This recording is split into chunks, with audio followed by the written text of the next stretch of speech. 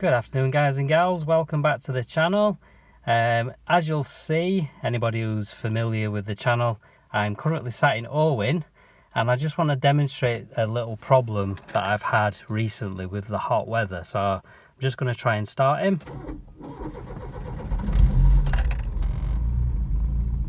See how he struggled to start a little bit? It took a little bit longer to start than normal.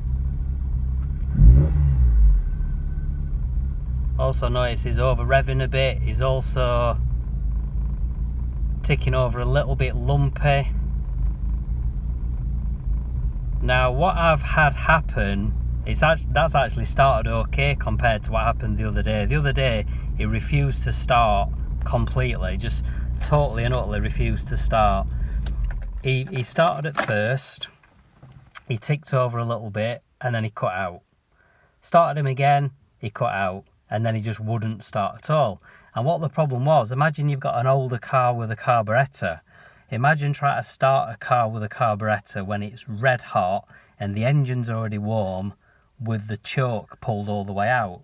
It just won't happen, will it?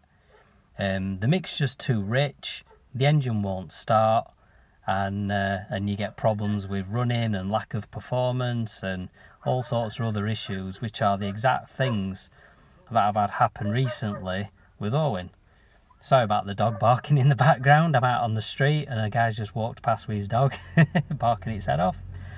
But yeah, it seems to be a common fault, and I'm hoping that this little device right here will fix the issue. It's an engine coolant temperature sensor, and that's all it is. A little thing that just screws into the inlet manifold, measures the temperature of the engine, and that alters the mixture accordingly, and it basically controls the engine like a choke would on a car with a carb.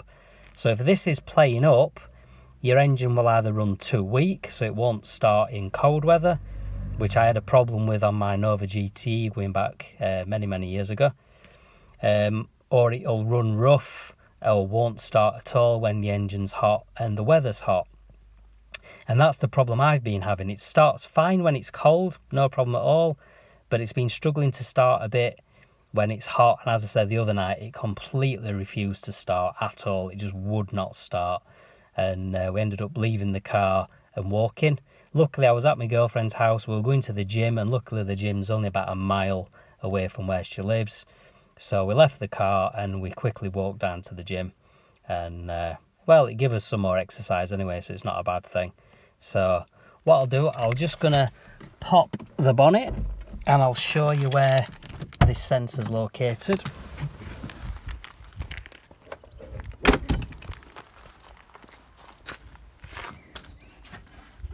Oh, look at the lovely patina. So here you go. So this particular engine is the 2 litre SRi130 engine. I'll just see if I can just prop you up a minute. Should have done this before I started recording. So down here, down the side of the engine, I don't know if you can see it. Where are we? It's a little blue plug, which is just down there. See if my phone will focus in on it. You can just see it there near the middle of the screen. The little blue plug, and that is the temperature sensor. The engine is red hot because it's a lovely hot day today, but that's where the sensor is. So it just unscrews, just got that one plug, it unscrews, and that is it. I think the camera's gone out of focus, apologise if it has. So yeah, it's as simple as that. As I say, it's a problem I've had before in the past. I had the problem with my Mk2 Cav, which is parked there in front. Again, if you've seen videos of my Mk2 Cav, you'll see that it's got the 2 litre XC red top. It's a late spec red top out of a Calibra with the distributorless ignition. Well, it's still got a distributor, but it's a rotorless, you know, it's a disc-pack electronic ignition without a rotor arm. And I had the same problem with that. It was over revving, it was running rich, just wasn't running right at all. So I fitted one of these temperature sensors and it sorted it, and it ran so much better, so much smoother. And yeah, as I say, I fitted one in the past on my Nova GT because that wouldn't start when it was cold. I seem to think I fitted one on my Nova GSI many years ago, but I might be thinking of a different car. I'm sure I fitted one to my Calibra. It's basically it's the same sensor that goes on the Motronic and the Jetronic fuel injection. It's also used on even on the Vectra V6, like the V6 Vectra that I've got, the 2.5 GSI. That uses the same part on that as well. When you look at the list of cars that the sensor fits, it's long. I imagine it's probably the same on lots of other makes and models of car from the period as well. You know, lots of cars from the period use a very similar Bosch fuel injection system. So I ain't actually researched it, but I pretty much imagine that it is the case, that it's same sensor on a lot of other cars. So there you go. So my next job is going to let the engine cool down. There's no way on earth I'm working on the engine with it as hot as it is. So I'm going to let it cool down, and then I've got the sensor to fit at some point, either today if I get a chance, or over the weekend. Alright then guys, so thanks for watching.